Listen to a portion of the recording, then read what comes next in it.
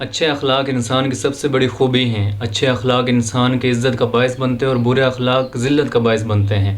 جو شخص اچھے اخلاق کا حامل ہوتا ہے وہ دوسروں کے دلوں میں گھر کر لیتا ہے۔ اچھے اخلاق محبت پیدا کرتے ہیں اور دشمنی ختم کرتے ہیں اور کامیابی کی راہ کو ہموار کرتے ہیں۔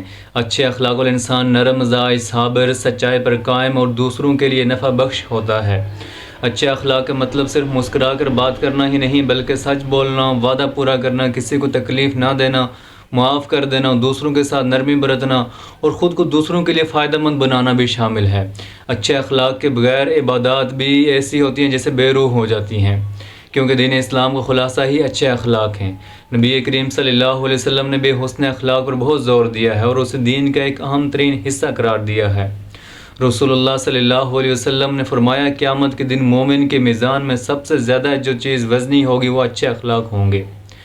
اسی طرح بخاری شریف کی روایت ہے کہ ایک صحابی نے رسول اللہ صلی اللہ علیہ وسلم سے پوچھا، یا رسول اللہ صلی اللہ علیہ وسلم بہترین انسان کون ہے؟ آپ صلی اللہ علیہ وسلم نے فرمایا، تم میں سے بہتر وہ ہے جو اچھے اخلاق میں سب سے اچھا ہو۔ تم میں سے بہتر وہ ہے جو سب سے زیادہ اخلاق میں اچھا ہو۔ اسی طرح رسول اللہ صلی اللہ علیہ وسلم نے فرمایا، اللہ کے نزدیک سب سے محبوب بندہ وہ ہے جو دوسروں کے لیے سب سے زیادہ فائدہ مند ہو، یعنی جس انسان کی ذات سے دوسرے لوگوں کو فائدہ پہنچے وہ کیا اللہ کے نزدیک سب سے زیادہ محبوب ترین ہے۔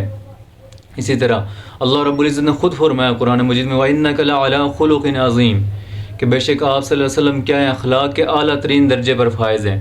اسی طرح آپ صلی اللہ علیہ وسلم کے صحابہ کرام سے بھی ہمیں ان کے اخلاق حسنہ کی اعلیٰ نمونہ مثالیں ملتی ہیں۔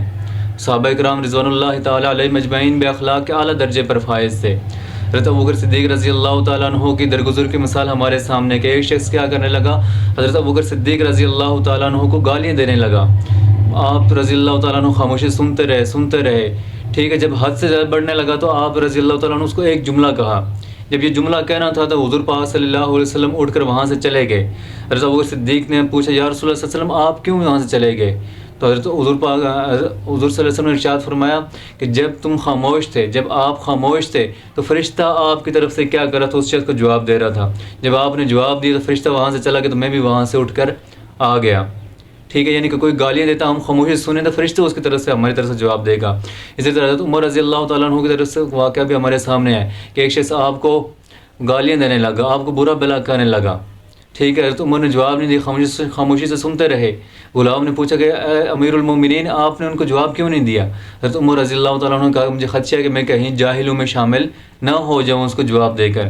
اسی طرح حضرت علی رضی اللہ تعالیٰ عنہ کا واقعہ بھی ہے کہ ایک ان کے غلام نے غلطی سے اس کو پانی کے برتن ان کے اوپر گرا دیا جس سے ان کے سارے کپڑے گیلے ہو گئے۔ وہ غلام فوراً بولا والکاظمین الغیظ، کہ غصہ کو بجھا دینے والے۔ حضرت علی رضی اللہ عنہ نے کہا میں نے غصے کو ضبط کر لیا۔ غلام نے کہا والعافین عن الناس، لوگوں کو معاف کر دینے والے۔ حضرت علی نے کہا کہ میں نے تمہیں کیا کر لیا، معاف کر لیا۔ پھر غلام نے کہا واللہ یحب المحسنین، کہ اللہ احسان کرنے والوں کو پسند فرماتا ہے۔ تو حضرت علی رضی اللہ تعالیٰ نے فرمایا جاؤ میں نے تمہیں کیا کر دیا، آزاد کر دیا۔ یہ صحابہ کرام کے واقعات بے تحاشا واقعات ہیں۔ جب صحابہ کرام کی سیرت کو پڑھیں گے ہمیں ان کی زندگی سے بے تحاشا مثالیں ملیں گی کہ ان کے اخلاق کیسے تھے، کیسے اخلاق کے اعلیٰ ترین مثالیں انہوں نے قائم کی ہیں۔ پھر اچھے اخلاق ایک بہترین انسان کی پہچان ہے۔ جو شخص اچھے اخلاق کا مالک ہوتا ہے وہ دنیا میں بھی کامیاب ہوتا ہے اور آخرت میں بھی سرخرو ہوتا ہے۔ حسن اخلاق محبت کو بڑھاتا ہے، نفرت کو کم کرتا ہے، دلوں کو جوڑتا ہے اور برائی سے نجات دلاتا ہے۔ ہمیں بھی چاہیے کہ ہم کیا کریں، نبی کریم صلی اللہ علیہ وسلم اور صحابہ کرام رضوان اللہ تعالیٰ علیہ مجمعین کے نقش قدم پر چلتے ہوئے اپنے اخلاق کو سنواریں۔ کوئی ہمیں گالی دے تو فوراً اس سے بدلہ نہ لیں۔ اگر وہ غلط کرتا ہے تو ہمیں اس کے ساتھ غلط نہیں کرنا چاہیے۔ یہی وجہ ہے کہ حضرت ابوبکر صدیق رضی اللہ تعالیٰ عنہ کا واقعہ ہمارے سامنے ہے۔